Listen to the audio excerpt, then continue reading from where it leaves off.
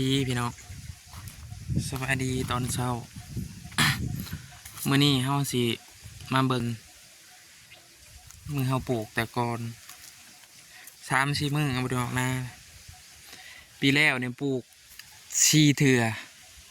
ปลูกประมาณเดือน2 เดือนนั่นเนี่ยตายเบิดปลูกขึ้นแล้วไปหาเบี้ยอยู่ใช้มาแซมก็บ่ได้มาปีนี้ปลูก4-5 มื้อแล้วก็ผู้ที่พ้นทำแตกหนอเบิดไปบ่มีตัวตายเลยปีแล้วนี่พอได้แต่ พอได้แต่ทึนไถไม่ได้กำไรอย่างเลยมันตายขอนเครื่องกายเครื่องตายปีนี้ว่าออกงามอยู่เนาะกำลังแตกมาบันนี้หญ้าเป็นหนามเป็นเครือนะพี่น้องหญ้าแบบที่ว่าเนี่ยเลยยางกับก็ทรงก็ยังกระติดเป็นน้ำทรงเลยนะมันเป็นหญ้าเครือหญ้าหนามเนาะปีนี้ว่าฉีดมียา ยาฉีดหญ้าตัวใดที่มันใช้ดีนะคอมเมนต์บอกเลยเด้อพี่น้องว่าจะใส่สูตรไหนชื่อยาเนี่ยได้นะ คันโบฉีดยาในแม่น้ำโบอยูคันจีเสียจืดๆนะมันเป็นปลาหนามเลยแต่กี้ก็ได้แต่ตอนพระท่านในดูดได้ไถสวนนะ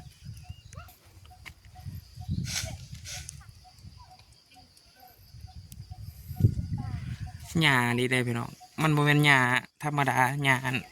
ตัวมันสิตายง่ายหญ้าน้ำเป็นเครือเลยเบิ่งไปนี่ว่าสิเอาอยู่หรือบ่พี่แรกนี่มันกับบ่มีแน่มันตายเบิดก็เลยปะเห็นบ่กำลังขึ้นเลยกำลังขึ้น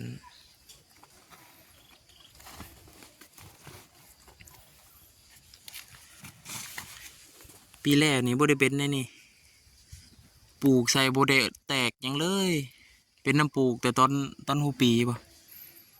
ปีนี้เดือน5 เดือน6เลย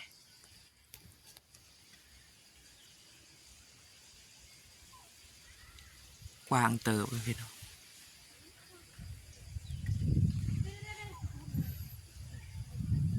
กว้างเติบถ้าเป็นทุ่งนาเบื้องนั้นเป็นสวนเขาสวนใกล้ห้วยติดห้วยเลยวิดปลานี่ก็แม่นห้วยหมด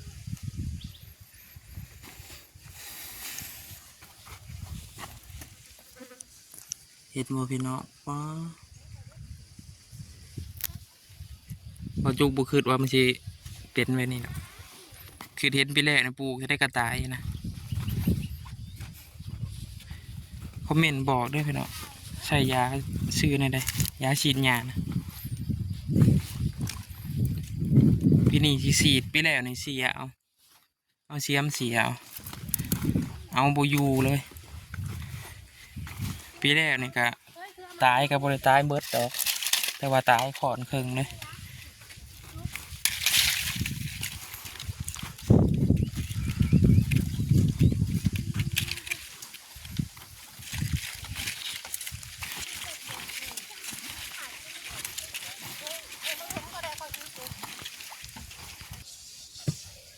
หญ้าแบบนี้เลยพี่น้องมันเป็น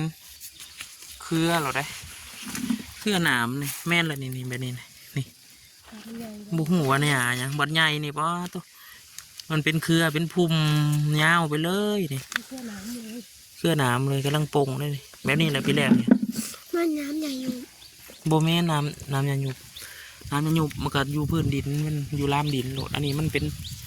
คล้ายๆต้นมันเป็นต้นแต่ว่าเป็นเครือยาวจนว่ามันสูง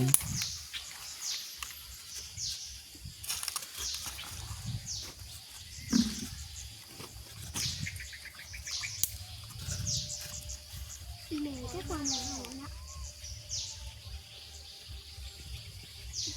้อนี้ก็บดคืบอยู่มื้อนี้ก็ได้คือฝนยังตก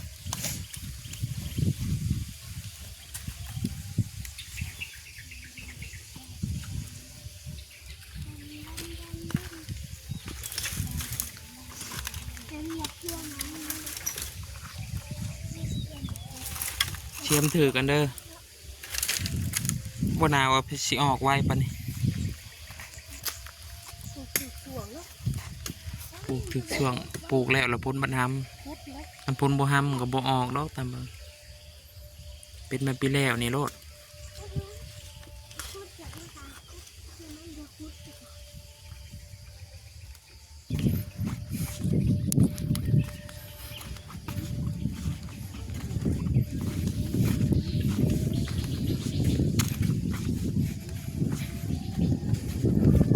ทางย่างทางเบิ่งเตะก็เตะนั่นแหละเตะลำมันแหละ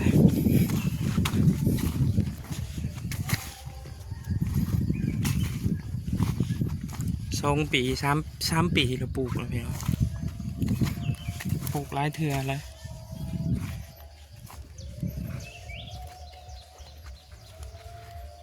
กว้างเติบสวนก็ได้บ่คิดว่ามันสิออกแบบนี้ปีแล้วนี่โอ้ยบ่ได้เป็นแนวนี้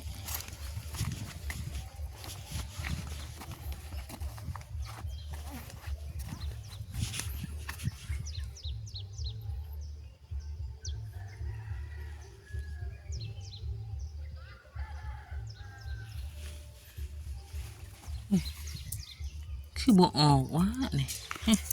2 อันนี่บ่ออก2 อัน3 อันเหลืออื่นออกมาเลยปรุงมาเลย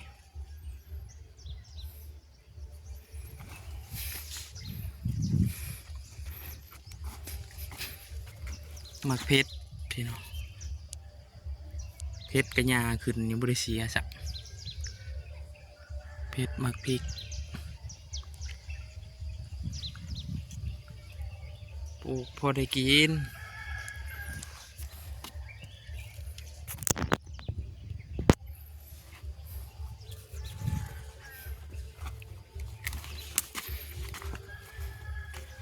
เป็นน้ำลำมันบ่ตัวนี้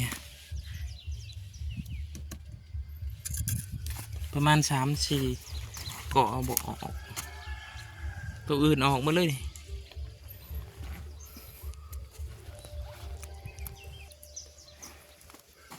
มาหานี้บ่จุกกะสิจบคลิปเพียงเท่านี้พี่น้องเบิ่งแล้วอย่าลืมกดไลค์กดแชร์เด้อเพื่อเป็นกำลังใจทำคลิปต่อไป